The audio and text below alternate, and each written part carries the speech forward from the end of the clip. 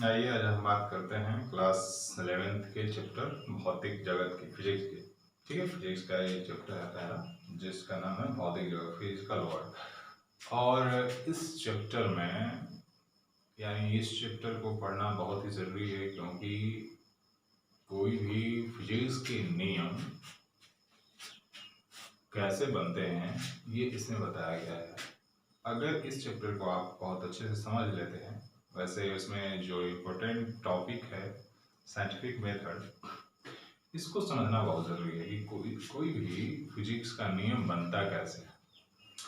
तो अगर आप इस चीज़ को समझ जाते हैं कि कोई भी नियम बनता कैसे है, तो आप जो थियरी है, जो थियरी बनाई गई है, जो कंसेप्ट उठाए गए हैं फिजिक्स में, जिन कंसेप्टों को लेकर नए नए थियरी बने हैं, जिन एक्सपेरिमेंटों पर आधारित थियरी का निर्माण हुआ है, तो अगर आप इन चीज़ों को अच्छे से क्लियरली से जान जाते हैं, तो आपको फिजिक्स को देखने का एक दूसरा व्यूज मिल जाएगा, दूसरा नज़रिया मिल जाएगा, जो शायद इससे पहले अभी तक आप उस दृष्टिकोण से फिजिक्स को नहीं देख रहे होंगे।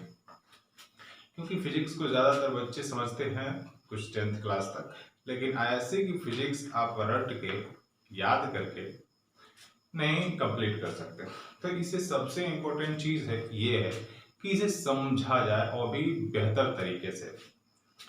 ठीक है। और दूसरी बात फिजिक्स को पढ़ने से कि फिजिक्स के जब जो एक्सपेरिमेंट हुए हैं उनका सन आपको याद रखना बहुत ज़रूरी है। मैं टॉपिक दे रहा हूँ, हिंट दे रहा हूँ कि आपको फिजिक्स में क्या याद रखेंगे तो सबसे बेनिफिट क्या होने वाली है। तो फिजिक्स में जो एक्सपेरिमेंट जिस सन में हुए हैं उस सन को याद रखना बहुत ज़रूरी है। वैसे साइंटिस्टों के नाम भी याद रख ले तो अच्छा है, और किस साइंटिस्ट ने क्या किया है उसको भी आप याद रखें, वैसे याद हो जाएगा। अगर एक एक एक्सपेरिमेंट पे बात करते चलेंगे तो आसानी से याद हो जाएगा। एक और चीज़ कि जो सन होता है, ये सन हमें बहुत हेल्पफुल होता है किसी भी थियरी को, यानी उस थियरी का निर्माण कैसे हुआ इसको समझने में। लोग उस थियरी तक कैसे पहुंचे, क्योंकि थियरी डायरेक्टली ऐसे नहीं होता कि कोई खड़ा हो जाए और डायरेक्टली एक थियरी लिख दे। ठीक है, थियरी पहले एक्सपेरिमेंट पर बनते हैं। तो जो एक्सपेरिमेंट हो रहे हैं, एक्सपेरिमेंट हो रहे थे, अभी तो फिजिक्स का निर्माण होना बंद हो गया, बस टेक्निकल चीज़ों का निर्माण हो रहा है। यानी साइंस का निर्माण 1900 से पहले शुरू हुआ, जैसे चैप्टर्स बाय चैप्टर इनके बारे में खोज होते गया। लेकिन अब उस फिजिक्स पर आधारित टेक्निकल चीज़ों का निर्माण बहुत तेजी से हो रहा है। यानी फिजिक्स की खोज अब ज़्यादातर थोड़ा स्लो हो गया है, कहने का मतलब ये है। ठीक है, लेकिन 20वीं शताब्दी में, 19वीं शताब्दी में ये कुछ ज़्यादा ही, 20वीं शताब्दी में आप कह सकते हैं कि बहुत तेज़ी से ये विकसित हुआ। तो ठीक है, चलिए धीरे धीरे इस चैप्टर को क्लियर करते हैं।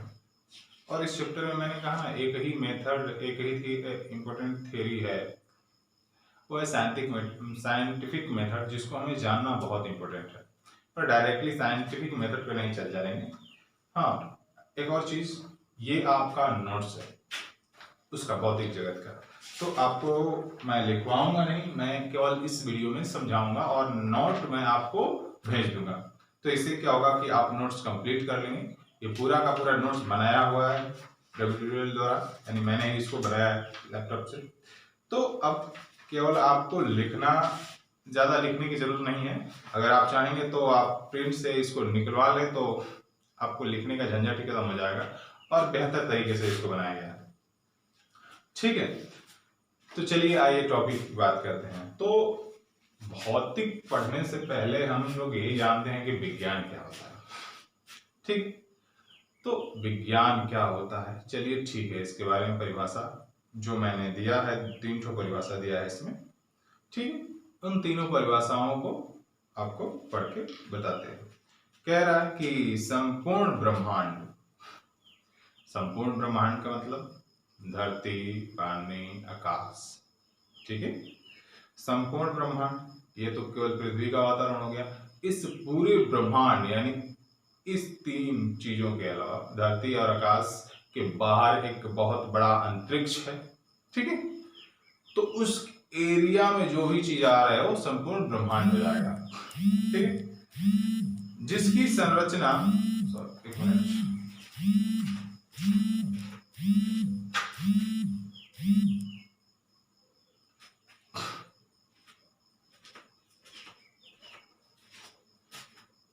कह रहा है कि जिसकी संरचना, व्यवस्था एवं कार्य योजना कुछ नियमों पर आधारित होते हैं जिन्हें प्राकृतिक नियम कहते हैं, और इन नियमों के आधार पर कार्य करने वाले भौतिक जगत को प्रकृति कहते हैं या विज्ञान कहते हैं।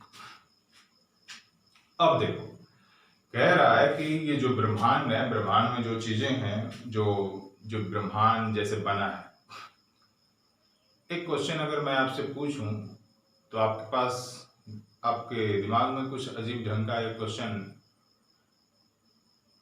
खटकाएगा कुछ, कि भाई हाँ ये चीज अलग है, कुछ तो नियम है, कुछ तो रूल है।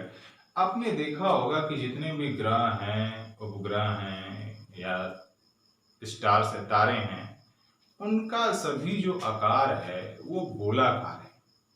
किसी का भी घनाकार,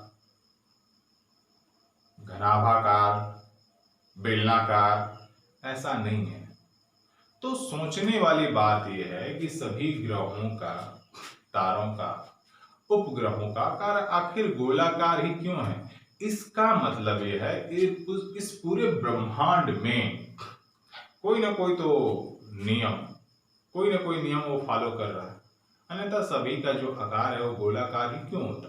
किसी का कुछ और भी हो जाता, नवाकार हो जाता, बेलनाकार हो जाता, है कि नहीं? लेकिन नहीं, ऐसा नहीं है, सब गोलाकार है, ठीक है। तो कहने का मतलब है कि इस ब्रह्मांड में जो भी चीजें हैं किसी न किसी नियम का पालन करती हैं, ठीक है।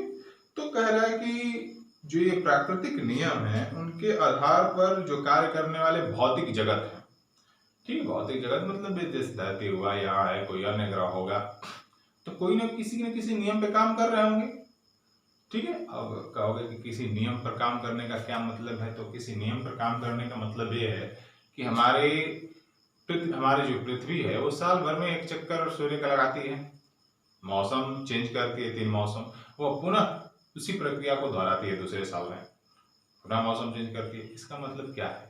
ये किसी न किसी खास नियम का पालन कर रही है, ठीक है। तो खास नियम का जो पालन कर रही है, जो ये भौतिक जगत पर नियम अप्लाई हो रहे हैं, ये क्या कहला रहा है? प्रकृति या विज्ञान कहला रहा है, ठीक है। इसकी जो दूसरी परिभाषा है वो दिया है, सेम टू सेम सबका अर्थ वही है, लेकिन परिभाषा बहुत अलग अलग बुकों में दिया था, तो मैंने सबको एक जगह लिख दिया। फिर कह रहा प्रकृति के विषय में क्रमबद्ध, व्यवस्थित एवं संगठित विज्ञान को ही संगठित ज्ञान को ही विज्ञान कहते हैं। अब देखो 3-4 वर्ड जोड़ा है प्रकृति के विषय में, तो यहाँ पे जो प्रकृति वर्ड यूज किया है ये किसके लिए यूज किया है? धरती, आकाश या उसके बाहर, यानी ब्रह्मांड की बातें भी कर रहा है। प्रकृति का मतलब वही चीज है, ठीक। के विषय में क्रमबद्ध, क्रमबद्ध मतलब ये सबसे इंपॉर्टेंट है, जो वर्ड इसमें लिखते हैं, क्रमबद्ध, सुव्यवस्थित और संगठित। जब एक्सपेरिमेंट होगा, जब फिजिक्स में एक्सपेरिमेंट के बारे में मैं बताऊंगा, तो उसमें आप देखेंगे कि जो एक्सपेरिमेंट हुए हैं वो एक एक टर्म को पकड़ के हुए हैं। ऐसा नहीं कि कोई भी विदाउट मतलब का एक्सपेरिमेंट कर सकता है। मैं कहूँ कि आप एक्सपेरिमेंट करो, पूछोगे ना किस में करना है, तो साइंटिस्टों के दिमाग में क्या एकाएक कोई ऐसा एक्सपेरिमेंट याद आ गया जो कर दिया और एक नई थियरी बना दी? नहीं, जो पहले एक्सपेरिमेंट हो रहे थे उससे उच्च सोच रहे कि अगर ये इसने किया तो अगर हम ये करते हैं तो हमें क्या प्राप्त होगा, तो ये क्या होगा, एक क्रम होगा ना। फॉर द एग्जाम्पल, तुम लोगों को 10 में उतना थियरी नहीं पढ़े हो, डाल्टन का परमाणु सिद्धांत पढ़े हो, ठीक है, और रदरफोर्ड का भी पढ़े होगे क्लास 9th में। तो डाल्टन का जो परमाणु सिद्धांत था वो 1803 में लमसम बना था। उसके 100 साल बाद, 100 साल तो किसी ने उस पर ध्यान ही नहीं दिया, 20वीं शताब्दी में 1900 समथिंग 11 के आसपास जे थॉमसन ने फिर उसकी शुरुआत की, भाई ये एटम है क्या, परमाणु क्या है। फिर उसके बाद रदरफोर्ड। तो देखो ये क्या है, एक परमाणु के विषय में जानने का एक क्रम बनता गया सारे वैज्ञानिकों द्वारा। पहले जॉन डाल्टन, ठीक है, जे थॉमसन, रदरफोर्ड, उसके बाद निल्स बोर। ये क्या हुआ, किसी भी एक टॉपिक को जानने के लिए क्रमागत तरीके से लोगों ने एक्सपेरिमेंट किया। तो सोचने वाली बात यह है कि आखिर उन लोगों को ऐसा क्या अनुभव हुआ होगा कि वो बार बार उसी टॉपिक को उठा करके वो लोग एक्सपेरिमेंट कर रहे थे। उनको क्या क्यों ऐसा लगा कि भाई एक अलग तरीके का एक्सपेरिमेंट होना चाहिए। जब केमिस्ट्री का चैप्टर ये पढ़ाऊंगा, एटॉमिक स्ट्रक्चर या मॉडर्न फिजिक्स पढ़ाऊंगा फिजिक्स का, तो ये आपको समझ में आएगा कि किसी भी साइंटिस्ट के माइंड में क्वेश्चन कैसे उठते हैं, क्योंकि आप भी उठा सकते हैं, बहुत छोटे छोटे क्वेश्चन होते हैं, बशर्ते कि वो लोग क्वेश्चन उठाने के बाद उस पर काम करते हैं, आप लोग छोड़ देंगे। चलिए, आप लोगों के पास कोई एक्सपेरिमेंटल लैब नहीं है तो मैं कुछ कर नहीं सकता, लेकिन कोशिश तो कर ही सकता हूँ कि आपको समझा दूं। ठीक है, तो कह रहा है कि क्रमबद्ध एवं व्यवस्थित, यानी किसी भी आप एक्सपेरिमेंट को जब करते हैं तो क्रमबद्ध यानी किसी बहुत सुटेबल तरीके से एक्सपेरिमेंट किया जाता है, यानी कि जैसे मन तैसे कुछ भी कर रहे हो कोई मतलब नहीं है, बहुत सावधानी बरतनी पड़ती है। ठीक है, और संगठित, उन सारी चीजों को लेने के बाद जो ज्ञान प्राप्त होता है उसको विज्ञान कहते हैं। ठीक है, यानी कहने का मतलब घुमा फिरा के उसी परिभाषा को वो बड़ा था, ये छोटा कर दिया। छोटा है लेकिन बहुत ही इसमें गुण छिपे हुए। ठीक, नेक्स्ट वही कह रहा तीसरा, प्रायोगिक प्रेक्षणों एवं ग्राह्य तर्कों पर आधारित। अब देखो, पूरे संपूर्ण ब्रह्मांड की बात नहीं किया, लेकिन यहाँ पे इसने जोड़ दिया प्रायोगिक, एक्सपेरिमेंटल। ठीक है, प्रायोगिक प्रेक्षण यानी अगर किसी भी चीज के बारे में आप प्रेक्षण करते हैं, ठीक है, तो आपको कुछ न कुछ तो प्राप्त होगा। अब उस प्रेक्षण के बाद आप तर्क लगाते हैं कि ये अगर ऐसा हो रहा है तो ये ऐसा होना चाहिए। ठीक है, फॉर द एग्जाम्पल मैं आपको डाल्टन का ही परमाणु सिद्धांत के बारे में बात करता हूं। तो डाल्टन से पहले भी एक हमारे ऋषि मुनि हुए थे, कणाद, जो इन्होंने कहा था कि नहीं, ये जो ब्रह्मांड बना है छोटे छोटे कणों से मिलकर बना होता है। ये कणाद साहब बहुत साल पहले, यानी ईसा पूर्व से भी पहले बोले थे। शायद मेरे क्वेश्चन का क्लियर नहीं पता है, कोई बात नहीं, लेकिन कणाद साहब ने कहा था कि ये जो ब्रह्मांड, जिस सृष्टि का जो निर्माण हुआ है वो छोटे छोटे कणों से मिलकर बना है। तो ये बताइए उन्होंने ऐसा क्यों कहा होगा। अब एक दिमाग लगाइए कि मिट्टी ले लीजिए, पत्थर ले लीजिए, पत्थर को भी पीस के छोटे छोटे कणों में बदल दिया जाता है। आप किसी भी चीज को ले लीजिए, लोहा ले लीजिए, लोहा को जब काटेंगे तो वो भी छोटे छोटे कणों में कट के गिरेगा नीचे। ठीक है, वेल्डिंग करेंगे या कहीं काटेंगे तो जहाँ ये सब क्या बोलते हैं, लोहा लक्कड़ वाली दुकान होती है जहाँ पे वेल्डिंग किया जाता है, वहाँ जो काटने वाली मशीन है वो जो चिंगारियाँ निकलती हैं, अगर वहाँ पे आप कोई एक पेपर लगा दें तो बहुत सारे लोहा के छोटे छोटे कण मिल जाएंगे आपको। तो ये जो प्रक्रिया है, और उस समय तो लोहा का बहुत तेजी से काम किया जाता था अस्त्र शस्त्र बनाने में। ठीक है, तो क्या उनको पता नहीं रहा होगा कि ये कठोर से कठोर चीज भी बहुत छोटे छोटे चीजों में टूट कर गिरती है, बहुत छोटे छोटे कणों में बदल सकती है। तो भाई कणाद ने सोचा होगा कि भाई दुनिया का जो भी पदार्थ है वो क्या है, छोटे छोटे कणों से मिलकर बना है। उसके बाद जॉन डाल्टन ने बताया।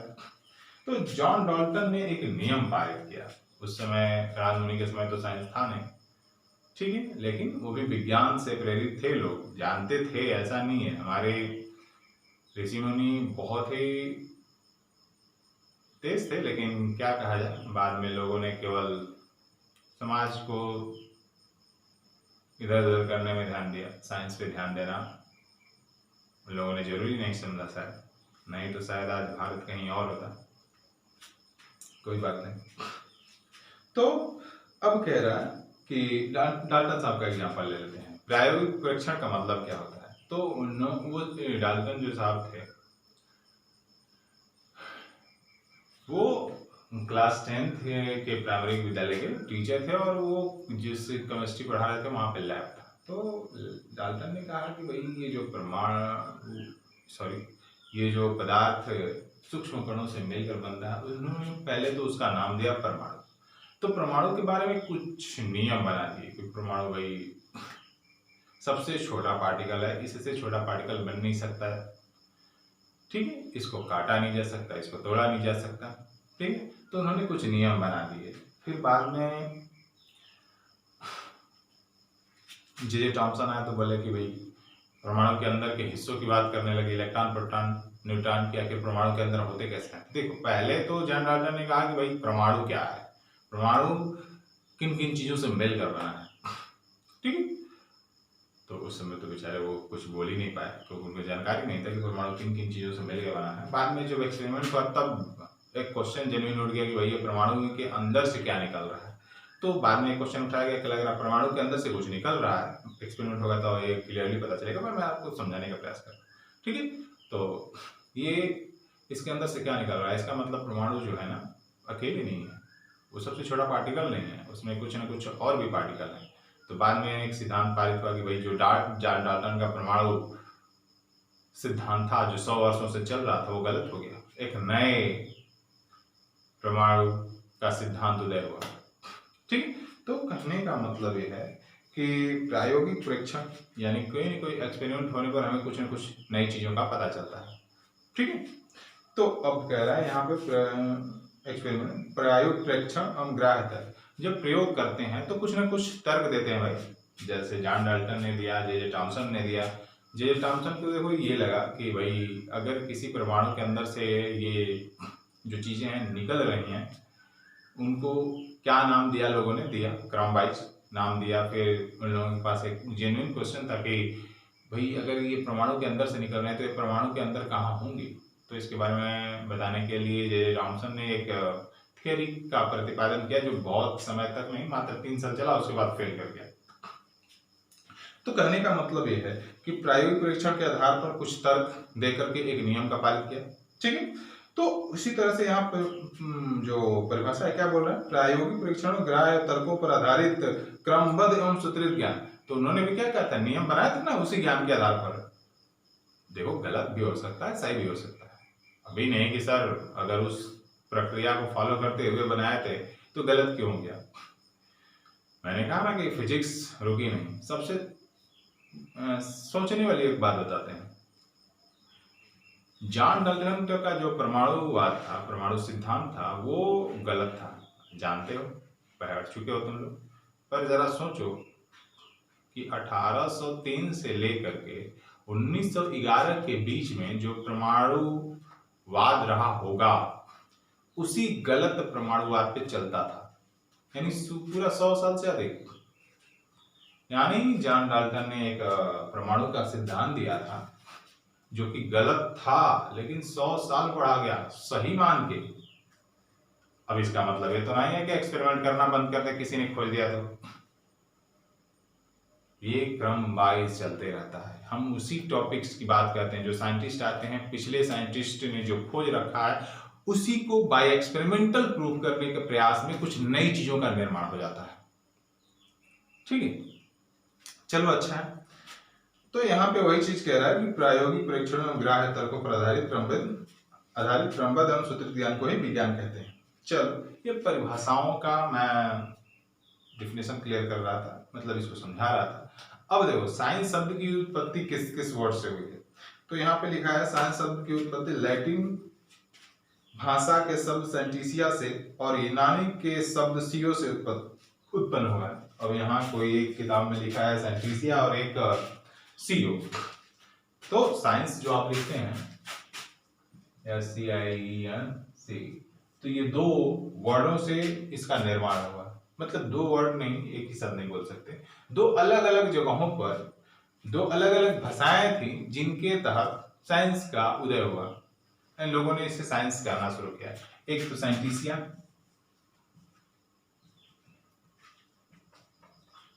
ये है आपका यूनानी वर्ड, सॉरी ये है आपका लैटिन भाषा,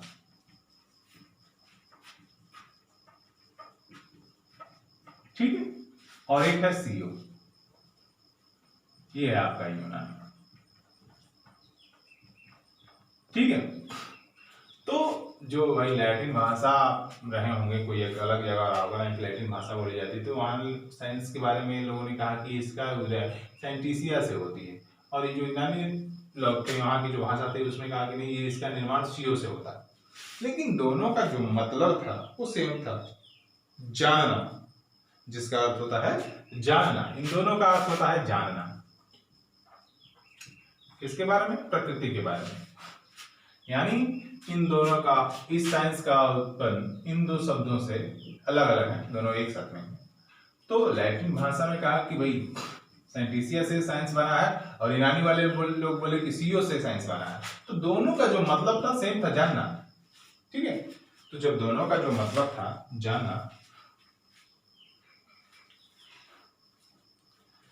तो हम कह सकते हैं भाई दोनों सेम ही है, क्या ज्यादा झंझट करना है। ठीक है, तो यहाँ पे ये ज्यादा इंपॉर्टेंट नहीं, बस याद रखना है, कभी कभी 1 नंबर का क्वेश्चन आ जाता है।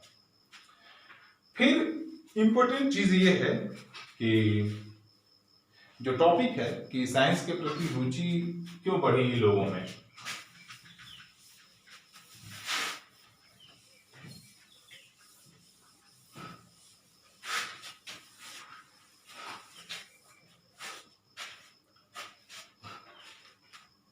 तो अगर आप अपनी सभ्यताओं से भी पहले चलें, जिस समय इंसान शायद आदि मानव के फॉर्म में रहा होगा, यानी उस समय कोई सभ्यताएं विकसित नहीं रही होंगी, तो बहुत सारे ऐसे क्वेश्चन होंगे जिसको वे लोग जानना चाह रहे होंगे। जैसे में भाई आग क्यों लग जाती है, क्योंकि एक बहुत ही पेचीदा मामला था कि जैसे पत्थर जब टकराते थे, क्योंकि उस समय लोग पत्थरों से शिकार करते थे, तो जब पत्थर के ऊपर पत्थर वो फेंक देते थे, कभी कभी आग लग जाती थी। तो आखिर सोचते थे कि पत्थरों के टकराने से आग क्यों लग रही है।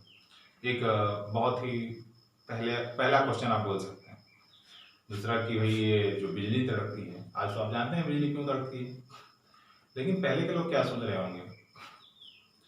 पहले के लोगों ने तो डायरेक्टली भगवान मान लिया किसी चीज को, लेकिन बाद में चल के, जैसे कहा ना कि जब अज्ञानता या कोई किसी न किसी चीज को आपको देने का प्रयास करता है, एक ऐसा सिस्टम जो है, कोई न कोई ऐसी चीज जो है ऊपर से कुछ कर रहा है। लेकिन 19वीं शताब्दी के बाद लोगों ने इसको सही तरीके से खोजना शुरू किया। ये जो बिजली तड़कना होता है, ये कोई एक अलग बाहरी वातावरण पे बैठा हुआ इंसान नहीं कर रहा, बल्कि ये एक प्रकृति का हिस्सा है। ठीक है, तो भाई पहले के लोगों को ये क्या लग रहा होगा? कुछ नहीं, अरे भाई ये क्या हो रहा है, अजब जी, ये आखिर ऐसा क्यों हो रहा है।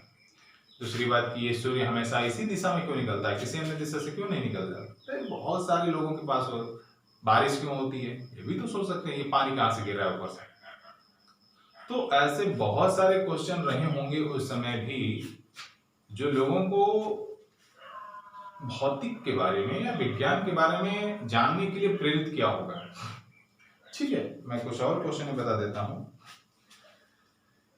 जैसे आप बारिश जब होती है तो इंद्रधनुष देखते हैं, तो उन लोगों के भी दिमाग में होगा कि ये क्या है, ये क्यों बारिश होने के बाद ये इंद्रधनुष दिखाई देता है। लेकिन उन समय उनको पता तो होगा नहीं। ठीक है, लेकिन आपको पता हो जाएगा 2 साल के अंदर। ठीक है, तो कहने का मतलब ये है, जब आदमी आदि मानव रहा होगा, तो फिजिक्स में जो घटने वाली घटनाएं थी, उनको ये प्रेरित कर रही होंगी कि भाई आप जानिए इन घटने वाली घटनाओं के बारे में। तो हमारे धर्मों में भी इसका खूब यूज किया गया है, और साइंस में भी यूज किया गया है। तो धर्म का जो काल रहा है, जैसे हमारे हिंदू धर्म में या कोई भी धर्म में, आपको किसी न किसी देवता के बारे में बताया गया। जैसे हमारे भगवान इंद्रदेव जो बारिश के लिए उत्तरदायी हैं। तो कहने का मतलब ये है, लोगों ने अपने अपने तरीके से उसको व्याख्या करने का प्रयास किया। ठीक है भाई, कोई धार्मिक रीजन के तहत और कोई साइंटिफिक रीजन के तहत, मैं दोनों को मिलाऊंगा नहीं। ठीक है, कुछ लोगों को बुरा नहीं लगे, ये मेरा बस समझाने का प्रयास है कि जब साइंस की उत्पत्ति नहीं थी, तो उससे पहले लोगों ने उसको कैसे डील किया होगा, कैसे समझाया होगा। तो आप जब इंद्रदेव के बारे में जानते हो तो आप जानते होंगे मेरा कहने का मतलब यह है कि 1900 शताब्दी से पहले लोग ज्यादातर किस बात पे विश्वास कर रहे हैं, उसी बात पे, ठीक है। लेकिन बाद में जब इसका खोज हुआ तो लोग जान गए कि नहीं, हाँ ये एक अलग चीज है। एक और चीज है कि चाइना ने एक और चीज बना रखी है कि जब चाहो तब बारिश करा सकते हो। कोई ऐसी गैस है जिसको छोड़ने पर बादल जो दूर दूर होते हैं एक जगह इकट्ठा हो जाते हैं और बरसने लगते हैं, ठीक है। तो आज दुनिया बहुत आगे पहुंच गई है, लेकिन कोरोना वायरस की वजह से तो परेशान है, क्योंकि नया नया आया है तो इसीलिए परेशान है। हो सकता है भविष्य में चल के इसका भी इलाज मिल जाए। चलो ठीक है, आगे बढ़ते हैं।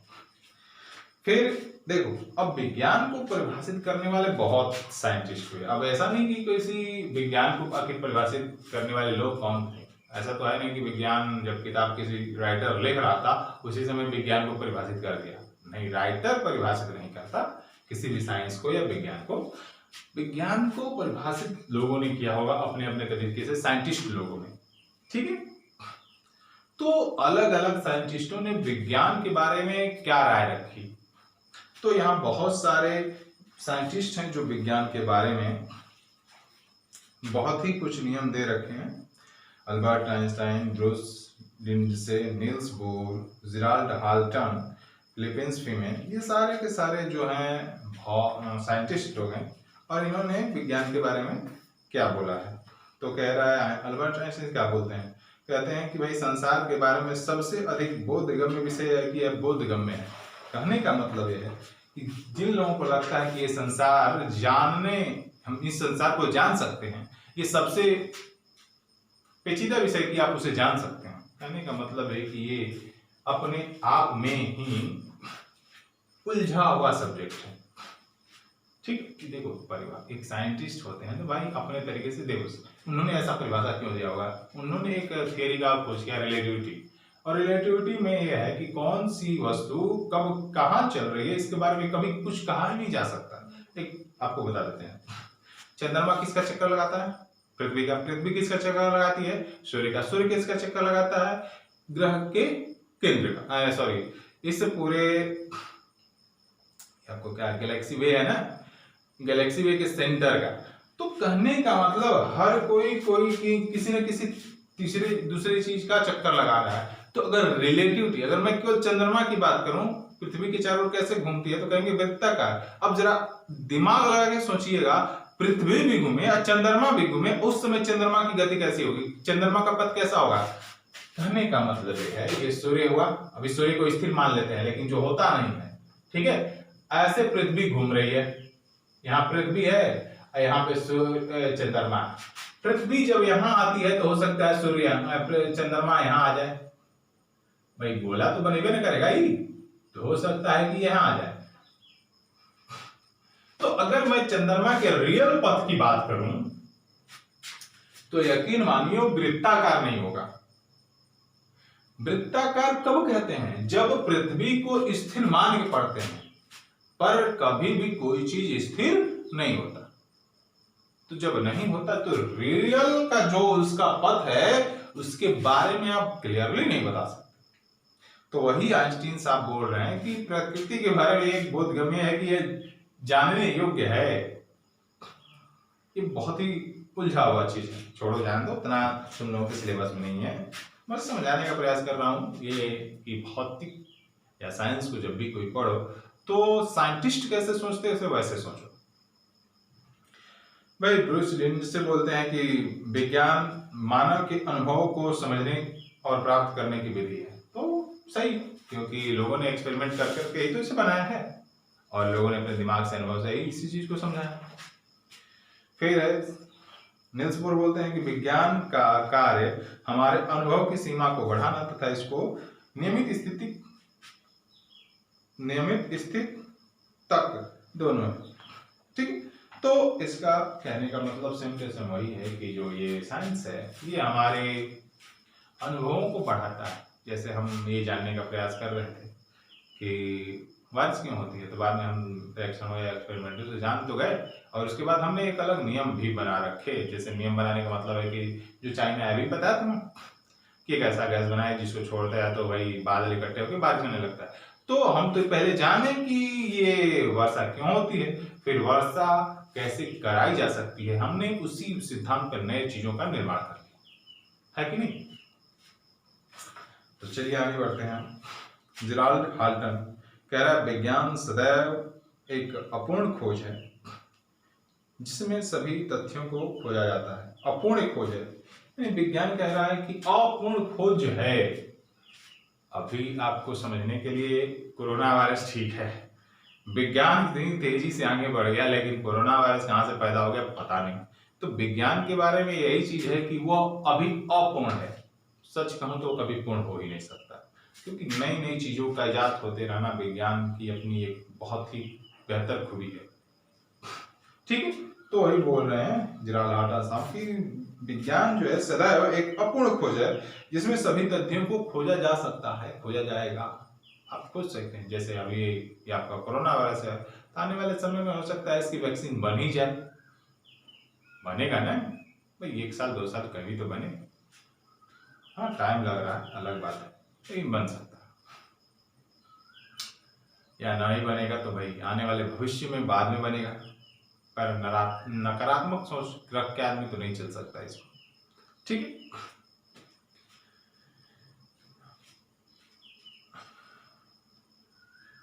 ठीक है, फिर कह रहा विज्ञान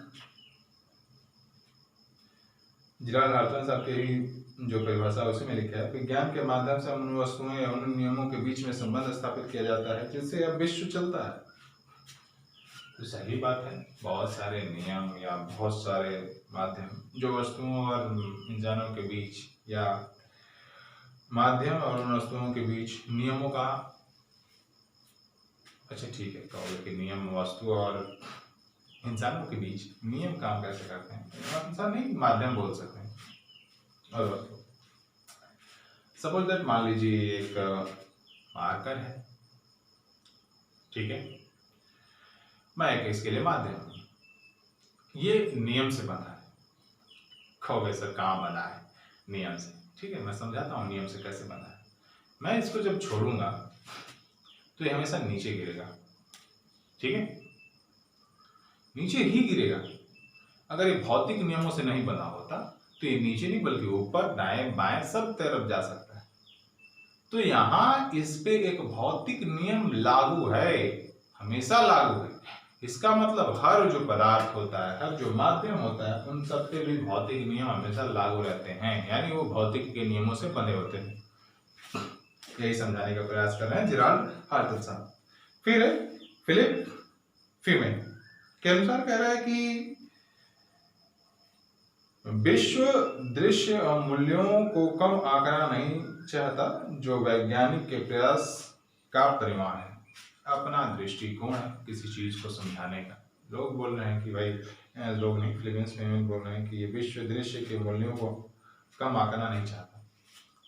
सही बात, अब विश्व के जो चीजें हैं, ब्रह्मांड में जो चीजें होने वाली हैं उसको कम नहीं आंक सकते, उसको समझने का प्रयास कर सकते हैं। अभी तो मैं कह सकता हूँ कि 5% भी हम लोगों ने कुछ खोजा नहीं है अभी तक। तो हमें पृथ्वी से चंद्रमा पर जाने में या मंगल ग्रह पर जाने में इतनी सी मशक्कत करनी पड़ रही है। हमारे पास ऐसी साइंस होनी चाहिए कि वही बटन दबाए और बहुत तेजी से वहाँ पहुँचे, पर अभी नहीं है, शायद भविष्य में कुछ हो। क्योंकि 1900 ईस्वी में कौन जानता था कि भाई यहाँ से आदमी चंद्रमा पे चला जाएगा। 1800 ईस्वी में, उससे पहले के लोग थोड़ी ना जानते थे कि यहाँ से चंद्रमा पे कोई जा सकता है, मंगल ग्रह पे जा सकता है, लेकिन लोग गए। तो एक पॉजिटिव थिंक है कि आप कुछ कर सकते हैं भविष्य में, ठीक ना। चलिए अब आते हैं भौतिकी के बारे में। विज्ञान के बारे में भी जान रहे थे, अब भौतिकी के बारे में जान रहे हैं। तो भौतिकी का भी लोगों ने डेफिनेशन दिया है। तो फिजिक्स कह रहा है भौतिकी विज्ञान की वह शाखा है जिसके अंतर्गत द्रव्य ऊर्जा और उनकी अंतरक्रियाओं का अध्ययन किया जाता है। तो इसने क्या किया कि भौतिक को पार्ट बना दिया किसका, साइंस का। किसका बना दिया, साइंस का। तो कह रहा है भौतिक विज्ञान की वह शाखा है जिसके अंतर्गत द्रव्य ऊर्जा और उसकी अंतरक्रिया। देखो जो वर्ड द्रव्य ऊर्जा ये क्या है, इसको समझ लेते हो तो थोड़ा सा अच्छा हो जाएगा तुम लोगों के लिए।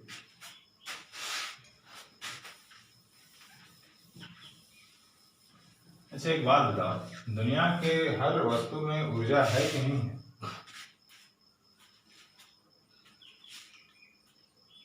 चलो अभी वैसे एग्जाम्पल को ले लेते हैं अपना। ये है ना यहाँ पे, इसको हम जब उठाए हैं तो हम इस पे कार्य कर रहे हैं। भाई अपने से तो उठेगा नहीं ना, मैं यहाँ पे रख देता हूँ। इसको अगर उठाना है तो मुझे इसे झुक के उठाना पड़ेगा। तो मैं क्या कर रहा हूँ, इस पे क्या कर रहा हूँ, कोई ना कोई कार्य कर रहा हूँ। जब कार्य कर रहा हूँ तो इसमें ऊर्जा संचित हो रही। अगर मैं कार्य नहीं भी करूँ तब भी ऊर्जा संचित होगी। कैसे? जैसे ब्रह्मांड में जो पिंड हैं एक दूसरे के साथ अनुसार सापेक्षिक गति कर रहे हैं। अगर उनमें ऊर्जाएं नहीं होती तो वो स्थिर होने चाहिए एक जगह, कहीं भी हिलना डुलना नहीं चाहिए। वो किसी न किसी की गति कर रहे हैं। तो इसका क्या मतलब है, कोई ना कोई उन्हें ऊर्जा बांधे रखी है, कोई ना कोई भाई उस पर ऊर्जा अप्लाई है। तो अगर मैं कहूँ अगर पृथ्वी पर कोई बाहर से ऊर्जा अप्लाई है तो पृथ्वी पर जो भी वस्तुएं होंगी क्या उस पर ऊर्जा अप्लाई नहीं होगा? होगा। वो अलग दृष्टिकोण है चीजों को समझने के लिए, और पृथ्वी पर रखकर पृथ्वी की छोटी छोटी वस्तुओं को समझने के लिए एक अलग दृष्टिकोण है। ठीक है, मैंने कहा ना फिजिक्स जब भी पढ़ेंगे तो आपको सापेक्षिक ही पढ़ना पड़ेगा। याद रखिएगा, फिजिक्स की सबसे अच्छी बात यह है कि फिजिक्स को जब भी पढ़ना होगा आपको सापेक्षिक ही पढ़ना होगा। यानी कहने का मतलब है कि जब हम पृथ्वी के बारे में अध्ययन करते हैं तो ये मान के चलते हैं कि पृथ्वी स्थिर है। फिजिक्स पे जो भी नियम है तो हम ब्रह्मांड के दूसरे नियमों को वहाँ पर नहीं मानते हैं, फिर केवल पृथ्वी पर होने वाले नियमों को मानते हैं। क्योंकि इसका जो मास है अन्य ग्रहों के अनुसार कुछ न कुछ भिन्न होगा। ठीक है, बड़ा होगा छोटा होगा पता नहीं, चलिए उधर बात नहीं करते हैं। तो यहाँ कह रहा है कि द्रव्य ऊर्जा, तो एक बात याद रखिएगा, जो भी पदार्थ होते हैं उनमें ऊर्जा निहित होती है।